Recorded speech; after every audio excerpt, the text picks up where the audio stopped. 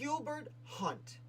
Our next founder is Gilbert Hunt, who was a slave in Virginia who was working as a blacksmith in Richmond when the Richmond Theatre Fire broke out. And Gilbert Hunt becomes a hero for the first of two times in his life.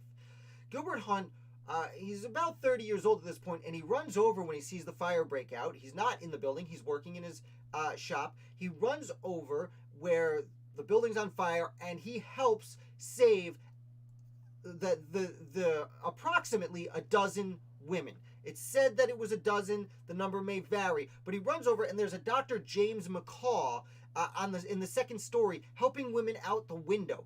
And Gilbert Hunt runs over, and McCaw passes these women down to Hunt, who he helps to shuffle out and run away from the fire. And then just before the roof collapses, McCaw jumps down.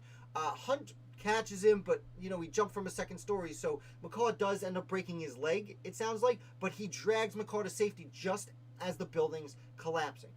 And Gilbert Hunt becomes a hero. Now, I am not sure exactly when, but over the next decade or so, at some point, due to his work as a blacksmith, Gilbert Hunt is able to purchase his freedom, which is great. He also obviously is good at fighting fires, so he joins the volunteer fire department in Richmond. About a decade after the theater fire, there are obviously other fires, but there's another very big fire in Virginia called the Virginia State Penitentiary Fire, where there are hundreds of criminals in the penitentiary when it catches fire. Gilbert Hunt goes to help fight this. Now, some prisoners are trapped, and Gilbert Hunt actually puts another firefighter up on his shoulders so they can crack a hole in the wall and save the prisoners from burning alive. And now we're not sure of the exact number of prisoners that were in there, but it is said that not a single person died in that fire, which is great. Now Hunt, a blacksmith, there is a quote from him being surprised that the next day he was doing something he didn't expect to be doing, which was making as many handcuffs as he could so they could handcuff the prisoners so they couldn't, escape when there was no penitentiary to keep them in.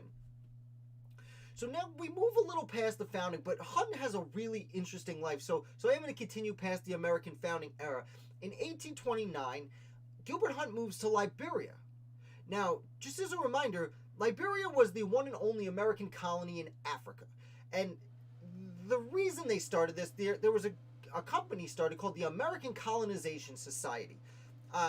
President James Monroe was one of the leaders of this society, and the idea was there were people who were anti-slavery and wanted to figure out a way they could free the slaves without, as they saw it, destroying society, because they were very afraid of having former slaves and black people in general living amongst white people. They thought that could just end very poorly. Not my opinion, theirs. Now, I shouldn't point at Hunt either. I'm sure the black people would have been just fine with it. Although Hunt is an example of someone who had already been freed, and they started the Colonization Society in Liberia. The American government bought, or this, I should say, private company bought land in Africa. They named it Liberia because it sounds like liberty. And the capital of Liberia to this day is Monrovia, named after President James Monroe. It is the only capital of another nation in the world named after an American president. Fun fact. Many slaves are being freed and sent there. Many freed black people go there too. And Gilbert Hunt is one of these people. And he goes over to Liberia, and he's there less than a year and comes back because it's not great. They do a very poor job of colonizing. Not that colonizing, historically, when we look back on it, generally is not looked at in such a favorable light. The Americans do a notably poor job. They are not necessarily as brutal as some of the other nations colonizing sections of Africa. They are just kind of lazy about it. They don't put enough money or time into it. It just doesn't go very well. So Gilbert Hunt, having made a good amount of money at this point, buys his way back after less than a year. Now, he gets into some, I called it local fame in my article. Hard to call it fame. He becomes a little controversial in Virginia's free black community. He's involved with his local church. He becomes a leader of it. Then he gets kicked out of leadership. Then he comes back into leadership. Then he gets kicked out of leadership. It sounds like some people really, really liked having Gilbert Hunt, this hero who was, known locally as a hero a little bit because of his work with the fires. But some people, he seemed to have kind of a bad attitude. He was also arrested on several occasions, though he ended up never being tried. Charges were always dropped on the several occasions that he was arrested for selling liquor without a license. And yes, back in the mid-1800s, this is in the 1830s and 40s, and into the 1850s, you needed a license to sell liquor. And he didn't have a license, and he was selling it anyway. And that's fine, just fine. Either way, he continues, and near the end of his life, he dies in 1863. He lives to be very old, into his 80s. And near the end of his life, there's another author publishes under a pen name a book called Gilbert Hunt, The City Blacksmith. And this book pumps up Gilbert Hunt as a hero. And again, he was, but it seems that Gilbert Hunt dictated most of the book to this gentleman, who at the time was common to make people look way better than they actually were.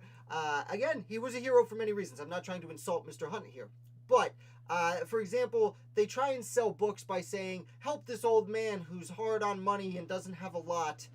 When the truth is, this blacksmith was able to pie his way to and from Liberia, was a major player in his church, helped establish a graveyard, which he's not buried in, by the way. He helped establish a graveyard within his church, but gets buried in another graveyard, owing to his controversy within his church. He had money. As far as being a free black person, on the literally the eve, it was 1859, so the eve of the Civil War in Richmond, he had a fair amount of money. And so, but it was a tactic. There were many tactics used to sell the book, make him look better. So we do have to take a lot of what we read in the book with a grain of salt. But again, not taking anything away from this fascinating founder who then goes into, the second generation. He lives through the Jacksonian era. He dies in 1863. So he sees Lincoln become president. I'm not sure the exact date. If he sees the end of slavery, he would have been calling it pretty close to the Emancipation Proclamation there, because I believe the Emancipation Proclamation, again, I focus on the Revolution, but I believe it was December of 1863. I should probably know the exact date. Sorry. I focus in on one period of history, and we've kind of left that area. But so that's Gilbert Hunt, the enslaved blacksmith who was a hero of two fires. I hope you enjoyed